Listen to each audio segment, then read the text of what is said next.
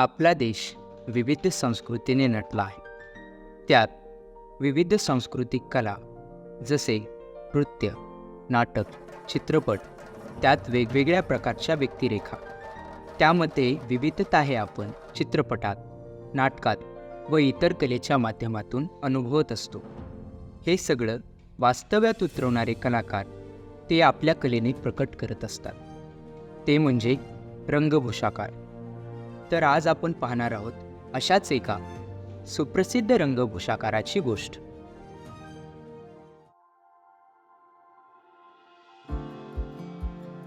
माझं नाव भारत श्रीपती थोरात, राहणारा लातूर, जिल्हा लातूर. कला शिक्षक आहे. राजस्थान विद्यालयामध्ये माझे शिक्षक होतो. आता रिटायर आहे. सध्या छंदातून व्यवसाय हा मेकअप आर्टिस्ट म्हणून काम करत आहे.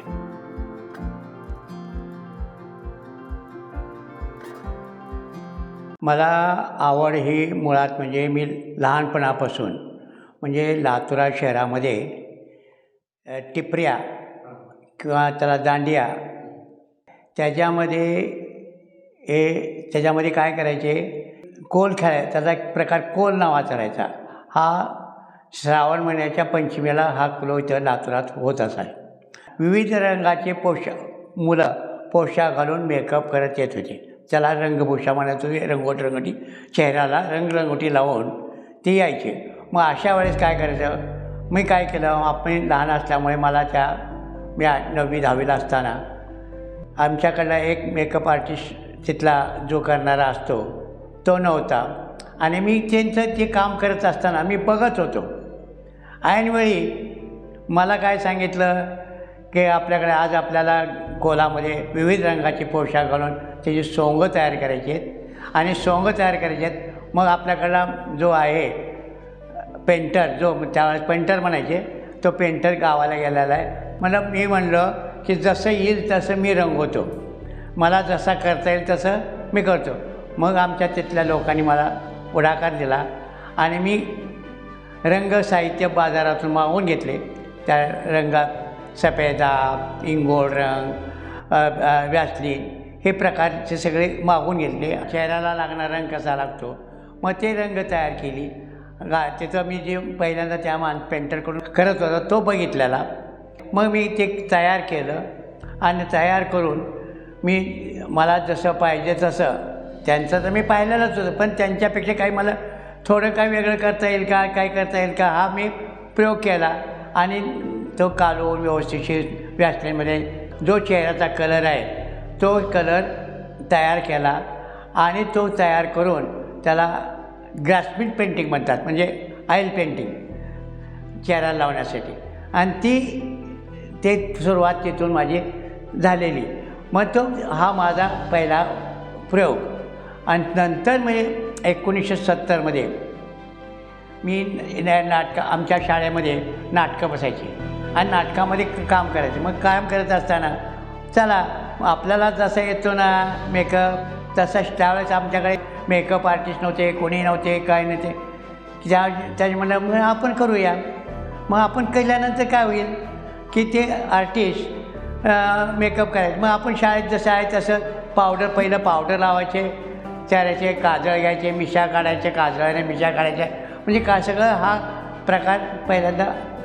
मग तसं करत करत मी मॅट्रिक पास झाल्यानंतर 1970मध्ये मी 1968मध्ये मी एका नाट्यमंडळाशी संपर्कात आलो. मी तिथं काम करायला लागलो. म्हणजे त्यांच्याकडे चहा देणे, कसं त्यांचं नाटक बघणे, हा मी नाटकामध्ये सुरुवातला त्या प्रवेश केला. मग मी नाटकात प्रवेश केल्यानंतर मला ड्रॉइंगचा आवड असल्यामुळे मी इंटरमिजिएट परीक्षा पास झालेला होतो. पास झाल्यामुळे मला पडदे रंगवाले येत होते, चित्र काढता येत होते. त्या काळात असताना एक आमच्याकडे हा खेळ सावल्याचं नाटक आमच्याकडे बसवलेलं होतं. त्याचे पडदे रंगवायचे होते आणि ते पडदे रंगवायसाठी मी त्यांचं काम करत होतो. काम करत असताना त्या नाटकामध्ये त्याला नेपथ्य म्हणत होतो. आम्हाला ते काय माहीत नव्हतं, पण नेपथ्य म्हणायचे. ते नेपथ्य केलं. 1969 साली मला त्याचं एक पारितोषिक मिळालं. ते पारितोषिक मला गव्हर्नमेंटचं महाराष्ट्राचं मला पारितोषिक मिळालं. मग पुन्हा काय म्हणले, आमच्या नाटकातले लोक होती ते म्हणाले, तू एवढं चांगलं काम करतोस, रंगरंगोटी करतोस, तर नाटकातले मेकअप करतो, जे काय असं ते काम करतो, तो असं कर म्हणले. 70मध्ये ऑगस्ट महिन्यामध्ये मुंबईला गव्हर्नमेंट ऑफ महाराष्ट्र संस्कृती कार्य संचालनालयातर्फे एक नाट्य शिक्षण शिबिर आहे 1 महिन्याचं, तो तिथं 1 महिन्याचं शिबिर करायला जा असं मला प्रोत्साहन करून लोकांनी मला प्रोत्साहन, कारण माझी परिस्थिती गरीब असल्यामुळे मी कुठे जाऊ शकत नव्हतो. तरी पण त्या लोकांनी म्हणले, मुंबईचा खर्च आम्ही देतो, तुला येताना सगळा गव्हर्नमेंट खर्च करणार आहे, राहायची व्यवस्था गव्हर्नमेंट करणार आहे. मग ते करत असताना चला हरकत नाही, मग ते 1 महिन्याची सुट्टी घेतली. मला लोकांनी पैसे गोळा करून दिले, 2 रुपये 5 रुपये 10 रुपये, मला 180 रुपये मला गोळा करून दिले. 180मध्ये त्यावेळेस मुंबईला जायला बसचं तिकीट 45 रुपये तिकीट होतं. जाताना 45 रुपयाचं तिकीट काढलं आणि मुंबईला उतरलो. उतरल्याने मला इथं आमच्याकडे लातूरमध्ये श्रीराम भोजे नावाचे एक चांगला कलाकार तो माणूस आहे, त्याच्याकडे मी गेलो. त्याला मुंबईमध्ये कुठं उतरायचं, कसं विचारायचं, त्याने माझ्या आधी तरी करून आलेलं होतं. त्याला विचारलं, त्याने म्हणले असं असं आहे, तू जा मुंबईला. मुंबईला गेल्यानंतर त्यांनी सांगितलं, बॉम्बे सेंटरला उतर, तिथून परळला ये, परळावरून बाहेर ये आणि रवींद्र नाट्य मंदिर चलत गेलं की 5 ते 10 मिनटाच्या अंतरावर रवींद्र नाट्य मंदिर आहे, त्या नाट्य मंदिरमध्ये जा. मग आम्ही काय उतरलो, बॅग घेऊन रवींद्र नाट्य मंदिरला पोचलो. तिथं विजया मेहता नावाच्या संचालिका होत्या, फार मोठ्या आर्टिस्ट आहेत. त्यांच्या हाताखाली मी हे काम करायला शिकलो. मग त्याच्यामध्ये रमेश चौधरी, बाबा आमटे, माधव वाटवे हे कलाकार शिकवायला होते. मग शिकवत असताना हे आम्हाला माझा परिचय झाला. म्हणजे सर्व लोक आमचे नाट्य लोक शिकायला आलेली, त्यात सर्वात शेवटी माझा परिचय झाला. काही लोकांनी सांगितलं की मी दिग्दर्शन शिकायला आलो, कुणी अभिनय शिकायला आलो, कुणी असे वेगवेगळे प्रकार सांगितले. पण ते सगळ्यात शेवटी मी गेलो, माझा नंबर आला परिचयात, माझं नाव सांगितलं, मी लातूराहून आलेलो आहो. मग लातूराहून तुम्ही काय शिकणार आहात, मला हा प्रश्न विचारला विजया मेहतानी. मला बॅकस्टेज शिकायचं आहे. बॅकस्टेजमध्ये तुम्हाला काय करायचं आहे, नेमकं काय करायचं आहे? म्हणलं आमच्याकडे रंगभूषा जी असते ती तुमच्याकडे जी सिनेमा लाईनला जी कशी करतात, त्या नाटकामध्ये कशी करतात, दाढ्या कशा लावतात, मिशा कशा लावतात, ते शिकण्यासाठी आलो. कारण आमच्याकडे ते वस्तू लातूरात मिळत नाहीत. कारण ग्रामीण भाग असला, त्यावेळेस तालुका असला, आमचा त्यावेळेस जिल्हा उस्मानाबाद होता, तालुका लातूर असला तर त्या भागामध्ये तेवढं पसरलेलं नव्हतं. आज लातूर फार मोठं झालेलं आहे. त्या काळात काही वस्तू मिळत नसल्यामुळे त्या वस्तू इथं बघून काही वस्तू आम्ही काही लातूरात मिळणाऱ्या वस्तूपासून काही करू शकतो का, हा विषय करून मी त्याला सांगितलं. मग त्याच्याबरोबर नेपथ्य शिकलो, मी प्रकाशरचना शिकलो आणि जास्त करून मेकअप हा शिकायला सुरुवात केली. मग ती प्रॅक्टिकल करत असताना मला विजया मेहता म्हणाल्या, भारत तुम्ही असे करा की इथं जे नाटकं येतील ते नाटक खालच्या बाजूला मी सगळ्याला सांगून देते, इथल्या जे थिएटरचे लोक आहेत त्यांना सांगून देते आणि इथं जे मेकअप आर्टिस्ट आहेत त्यांची ओळख करून देते आणि त्या मेकअप करून त्यांच्याकडून कार्यक्रमाला तिथं बघा आणि शिका. त्याने ठीक आहे म्हणलं.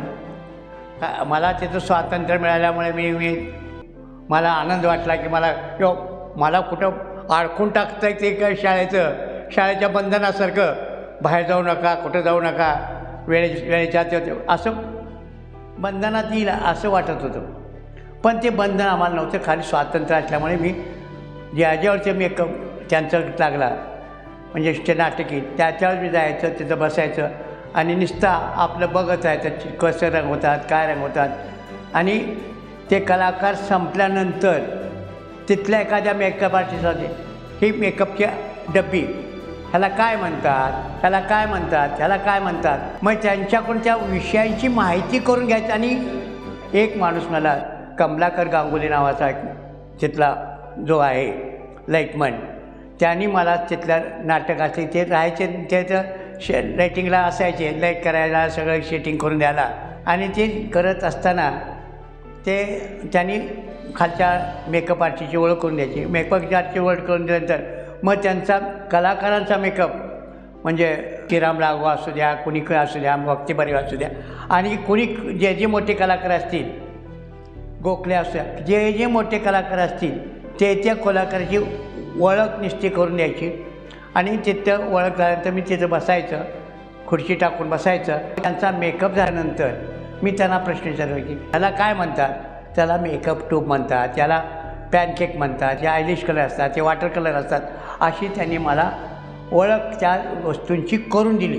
त्यांनी प्रात्यक्षिक काही मला दाखवलं नाही, पण त्यांचं मात्र मी बघत होतो. ज्यावेळेस मला नाटकाचं, ज्यावेळेस आमच्याकडे मेकअप आर्टिस्ट म्हणून यायचे, ज्यावेळेस मला शिकवायला आले, त्यावेळेस मी त्या नाना जोगळेकर नावाचा मेकअप आर्टिस्ट होता. फार मोठा जुना म्हातारा माणूस, माझ्यासारखाच वयाचा, त्याचे 60-65 वर्षाचा माणूस असतो त्यावर काय. तो शिकवायला आला आणि शिकवायला आल्यानंतर त्यांनी माहिती दिली, मेकअप काय असतो, मेकअपला कशाकरता करायचा, कुठला मेकअप कशासाठी वापरायचा, याची सगळी माहिती आम्हाला त्यांनी दिली. मग दिल्यानंतर त्यांनी प्रात्यक्षिक करून दाखवले काय लोकांना. 4 दिवसामध्ये वेगवेगळं प्रात्यक्षिक करून घ्यायचं. मग प्रात्यक्षिक करून घेताना मी त्यांना एक प्रश्न विचारायचा, तुम्ही काय वापरता म्हणून मला प्रश्न विचारला, तुमच्या गावाकडे काय वापरता? म्हणलं सफेदा, इंगूळ, हे कलर, तेच मेकअप असते म्हणले, तेच मेकअप असते. इथे एवढंच आहे की कंपनीचे जे असतात मिशनरीमध्ये तयार करून गोठून आलेले असतात आणि आपले असतात ते हाताने तयार केलेले असतात. मी म्हणलं की तुम्ही मला करून दाखवा. म्हणले आज नाही दाखवत, म्हणले परवा दिवशी दाखवतो. म्हणजे त्या दिवशी त्यांचा लेक्चर संपला, भाषण झालं, सगळं झालं, माहिती दिली, म्हणजे प्रात्यक्षिक दाखवायचं. म्हणजे त्या माणसाने लिहून घेतलं आणि तू अमुक दिवशी या ठिकाणी तू ये, तिथं माझं हे आहे, तिथं तुला वस्तूची माहिती देतो. मग तिथं मी विजया मेहताबाईंची मी परवानगी घेतली. एक 15 ते 20 मिनटं चलत दादरला गेलो, दादरहून शिवाजीला गेलो.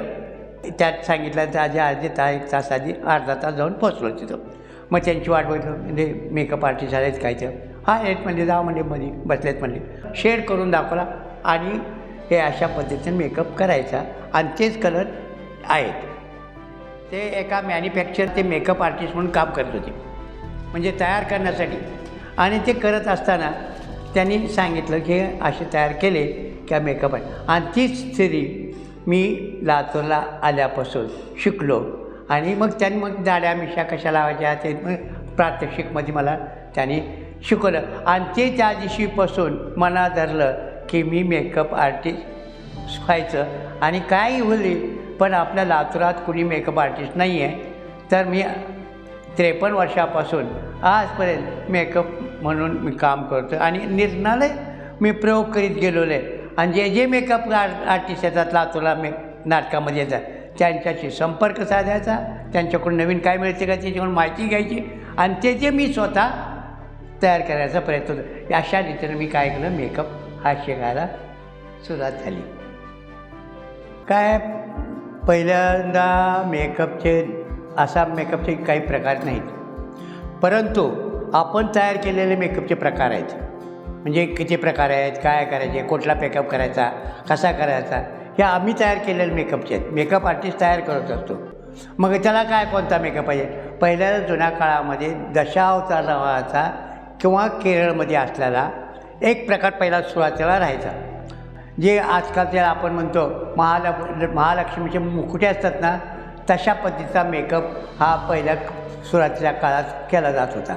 त्यानंतर जसं प्रोडक्शन आलं की त्याच्यात व्यवस्थिशीर मेकअप, मग आता त्याच्यामध्ये मेकअपच्या प्रकारामध्ये एक दशावतार म्हणून घेतला जातो, दुसरा प्लेन मेकअप म्हणून घेतला जातो आणि तिसरा म्हणजे गेटअप मेकअप घेतो. प्लेन मेकअप म्हणजे सध्या आपण जे जनरली मेकअप वापरतो, म्हणजे पावडर लावण्यापासून आपण जनरली केलेला तो एक साधा मेकअप असतो.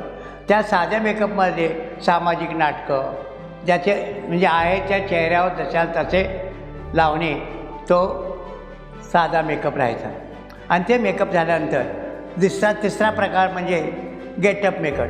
गेटअप मेकअपमध्ये की त्या मेकअपमध्ये असं राहायचं की आम्हाला एखादा माणूस लांब दाढीवाला लावायचा असेल किंवा दुसरा एखादा माणूस कमी दाढीचा असेल, म्हणजे उदाहरणार्थ औरंगजेबाचा मेकअप करायचा असेल किंवा शिवाजी महाराजाचा मेकअप करायचा असेल तर त्या गेटअपमध्ये त्यांना दाढ्या लावणे, मिशा लावणे हा गेटअपमध्ये येऊ शकतं.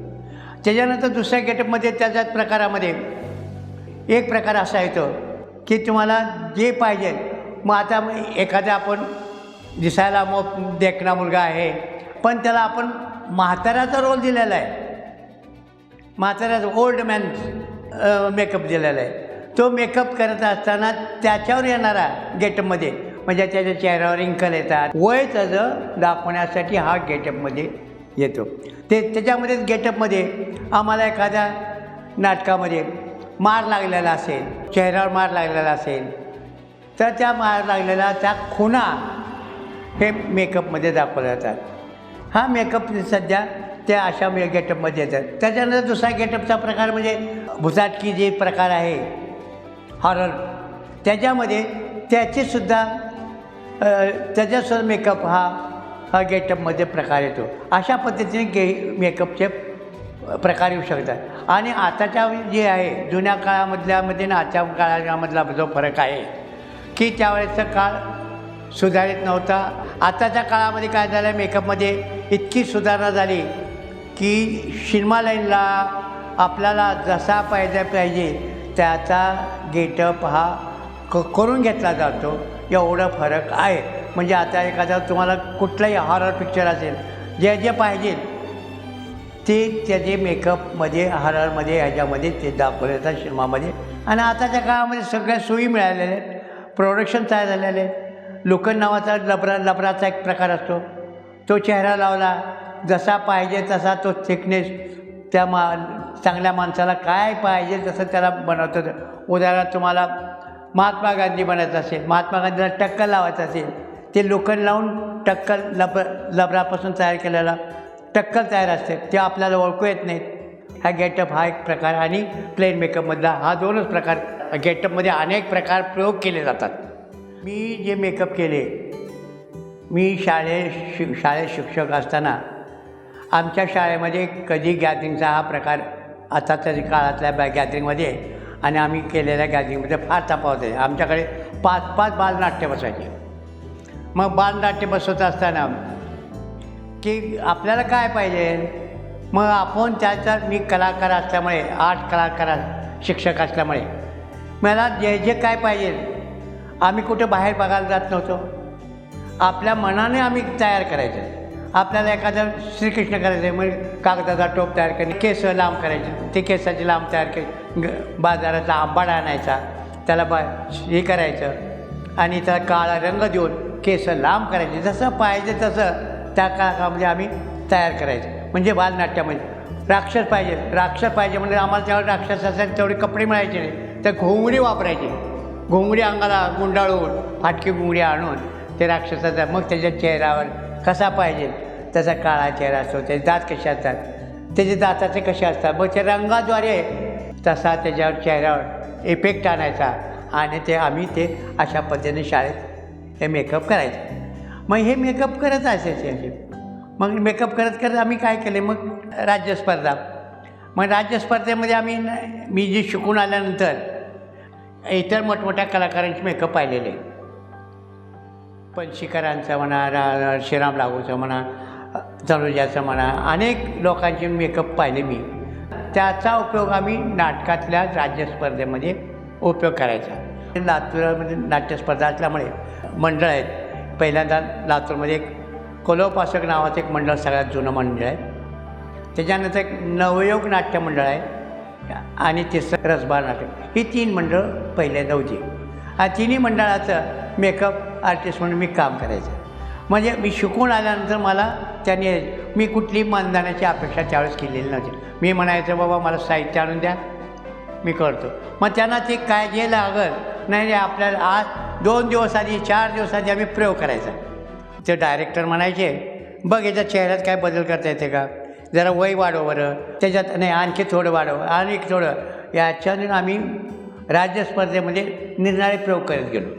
आणि हे नाटकं मग त्याच्यात मग दाढ्या मिशा, मेंढीची केस आणायची, ते गरम पाण्यात टाकायची, गोल झालेली मेंढीची केस सरळ करायची, पुन्हा इस्त्री करायची, त्याला इस्त्री करून लांब व्यवस्थितशीर करायची, आणि केस लांब झाली की मग त्याची दाढी मिशा कट करून चिटकून ते पहिलं त्या चिटकवण्यासाठी गम म्हणून आमच्याकडे जे आता स्प्रिट गम आहे, ते स्प्रिट गमच्या ऐवजी राळ रांजा नावाचा एक खडा आणायचा आणि त्या खड्याला गरम करायचं, वर पातळ करायचं आणि ती लावायचं, मिशाच्या ठिकाणी लावायचं आणि कट करून जे आहे मेंढीची केस आहेत ते चिटकवल्यानंतर त्या मिशाला तो लावून आकार काडीनं लावून आकार देऊन पाणी लावून असं तयार करून ते फिक्स करून जसं पाहिजे तसं मग खात्रीनं पाहिजे तसा आकार तयार करायचं. मग दाढ्या तशाच त्या पद्धतीनं लावायच्या, पण त्या मेंढीची केस लांब नसल्यामुळे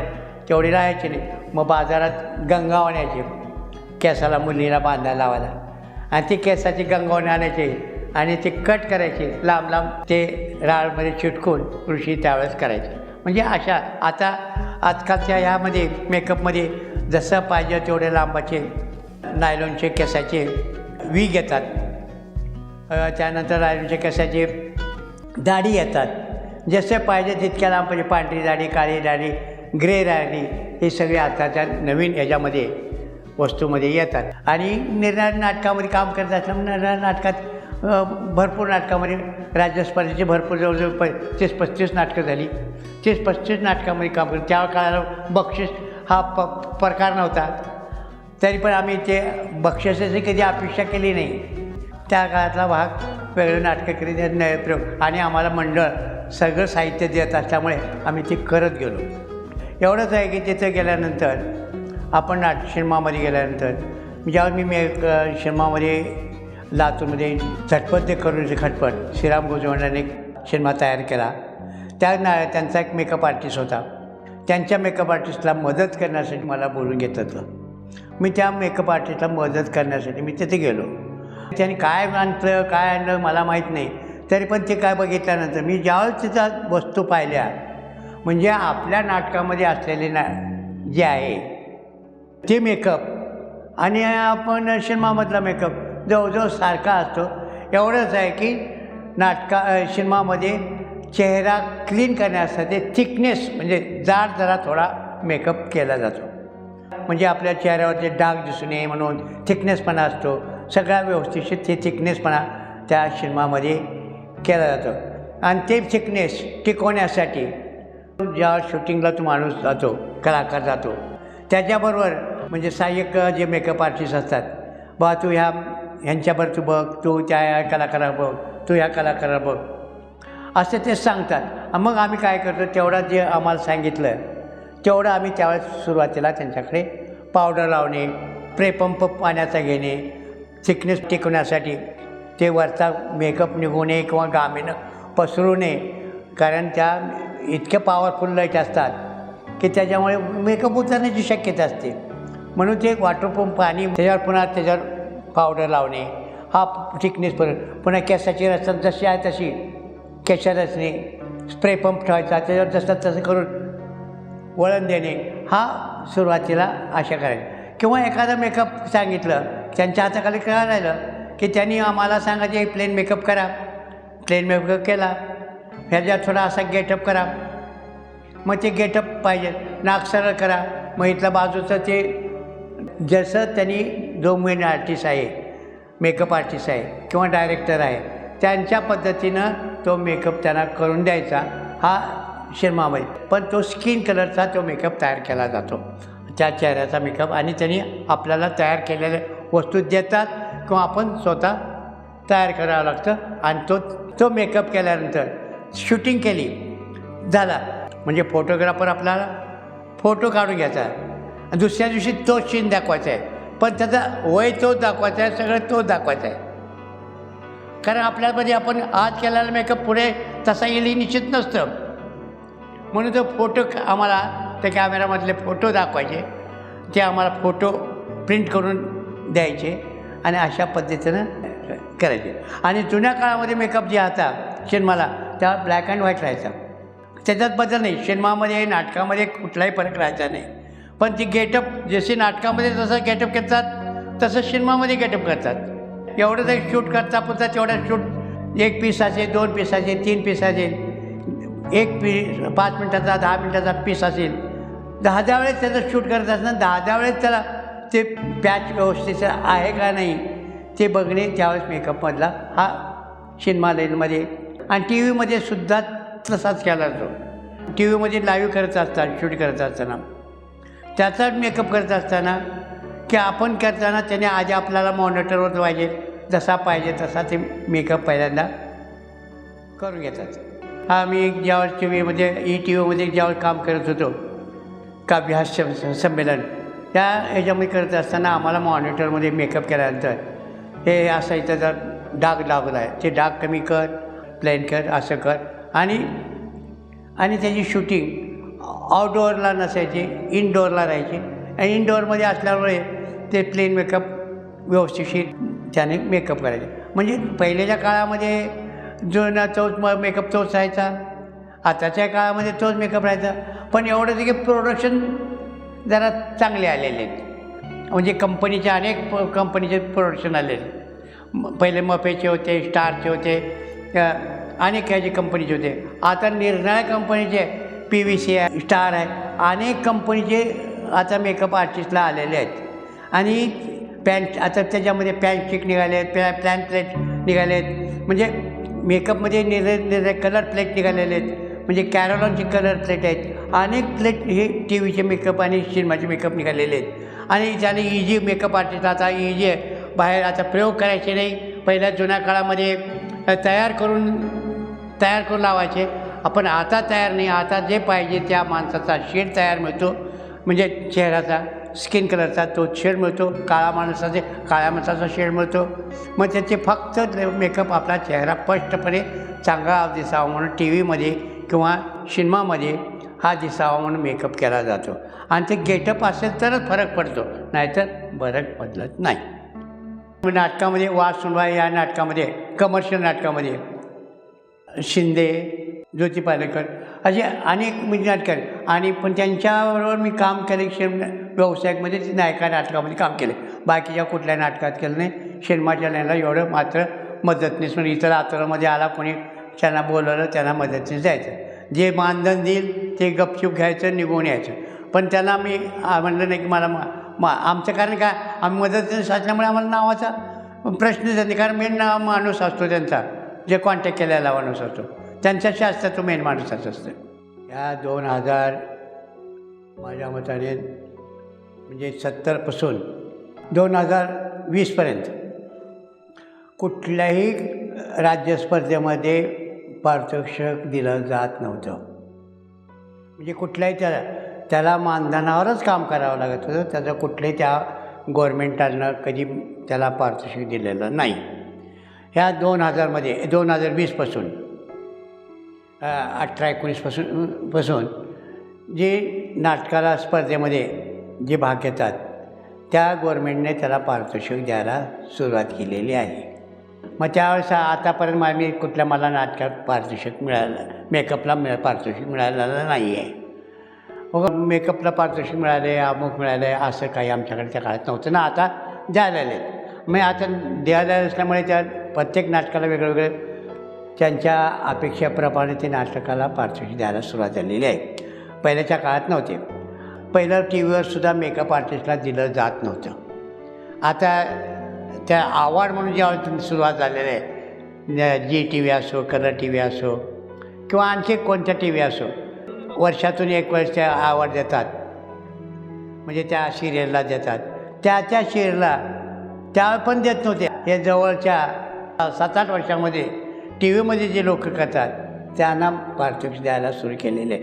पण मला आत्तापर्यंत कुठल्या मेकअपला मग काम चांगलं झालं, माझं नाव मोठं झालं, शासनापर्यंत माझं नाव चांगलं झालं, सगळ्या गोष्टी माझ्या चांगल्या त्या ह्याच्यात झाल्या. पण मला पारितोषिक मिळालेलं नाही मेकअपला. तरी पण शासनाने माझं नोंद करून घेतली. ज्या वेळेस मला नाट्य शिक्षण शिबिर असेल त्या वेळेला काही ठिकाणी मुंबई असो, पुणे असो, अमरावती असो, नाशिक असो, सोलापूर असो, या ठिकाणी किंवा अंबाजोगाई असो, त्या ठिकाणी मला मेकअप आर्टिस्ट म्हणून मला तिथं शिकवण्यासाठी मला बोलून घेतलं जातं आणि मी तिथं त्या मुलांना शिकवतो. हा माझा गव्हर्नमेंटचा एक मला प्लस पॉईंट मला मिळालेला आहे. मराठवाड्यामध्ये माझं नाव झालेलं आहे. परंतु मी हे करत असतानाच हे मेकअप आर्टिस्ट म्हणून मागं झालो बॅकस्टेज म्हणून. आता ते बॅकस्टेज म्हणून मी जे काम करत होतो, मला अनेक पारितोषिकं मिळाली. नेपथ्याला मिळाली, प्रकाश योजनेला मिळाली. पण मला ते बॅकस्टेज येतं म्हणून मी एक आर्ट टीचर असल्यामुळे मी सगळ्या गोष्टी तयार करत गेलो. पण काम करत असताना काही वेळेला तुझं नाव मेकअप आर्टिस्टमध्ये तुझं नाव टाकलेलं आहे, आता ह्या राजकुमारचं नाव आपण या नाटकाला देऊन टाकू. पण नाव मेकअप नेपथ्य मी करायचा आणि नाव दुसऱ्याचं, त्याला पारितोषिक त्याच्यात मी समाधान मानायचो. मेहनत मी केली असली तरी पारितोषिक तुला मिळालं, पण काही कसं आपल्या नाटकाला बक्षीस मिळाले.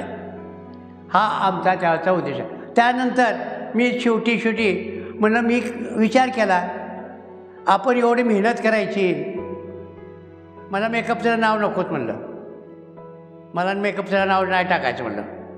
अहो मला ते कुठलं मला सर्टिफिकेट मिळत नाही, कुठलं काही मिळत नाही सर, तुम्ही मेकअप सगळं तुम्ही करायचं आहे, तुम्हाला सगळं तुमचं पुढल्या वेळेला नाटकामध्ये नाव देऊ. मग तिथून आम्हाला माझ्या नाटकामध्ये नाव द्यायला सुरुवात झाली. मग त्याच्यानंतर मग उंबरठा अनेक नाटकामध्ये मला नेपथ्याचे पारितोषिक मिळाले. अंतिम नाट्य स्पर्धेतसुद्धा मला नेपथ्याचे आणि प्रकाश योजनेची बक्षीस मिळालेली आहेत. मला मी ह्या नाट्य क्षेत्रामध्ये असताना, मेकअप आर्टिस्ट करत असताना, नेपथ्य करत असताना किंवा प्रकाश योजना करत असताना मी कलाकार म्हणून एक जिवंत राहण्याचा प्रयत्न केलेला आहे. आणि तो त्या कलाकार जगून मी त्याच्यामध्ये मी आनंद घेतलेला आहे. कारण निरनिराळे प्रयोग करत असताना मला त्यात आनंद यायचा. आणि एवढं काम करत असताना मी कधी प्रसिद्धीच्या मार्गाला लागलो नाही. प्रसिद्धी हा माझा विषय नाही आहे, पण जे मी करतो ते कलेसाठी करतो. त्या कलेसाठी माझा मी आजपर्यंत वाहून घेतलेला आहे. मी ती काम करतच आहे आणि पुढेही करत राहणार आणि त्याच्यात एक आनंद हा मिळवत राहणार. आणि जे आतापर्यंत केलो मी त्याच्यात इतका समाधान आहे. मी कुणी अजून आला, कुणी माझ्याकडे शिकायला कुणी आला तर मग पहिल्यांदा शिक आणि माझी कला तू घेऊन टाक. आणि जे मुलं खरीच कलाकार असतात ती मुलं मेकअप करायला येतात, माझ्याकडे शिकतात. त्यात मी ज्यांना शिकवलं आहे, उदाहरणार्थ म्हणजे कल्याण वाघमारे, उदाहरणार्थ नितीन पटेवाड आहे, म्हणजे असे जी कलाकार आहेत किंवा माझी स्वतःची मुलगी आहे, ही मुली माझ्याकडून जे शिकले त्याच्यातून ते शिकले ते करतात. त्यांना काय जे पाहिजे ते शिकवतो आणि त्यांना त्याच्यात शिकवण्यामध्ये माझा जो आनंद आहे आणि ते करतात त्यात मी आनंदी आणि समाधानी आहे. आज कलाकार म्हणून मी मेकअप आर्टिस्ट म्हणून महाराष्ट्रामध्ये माझं नाव लौकिक आहे.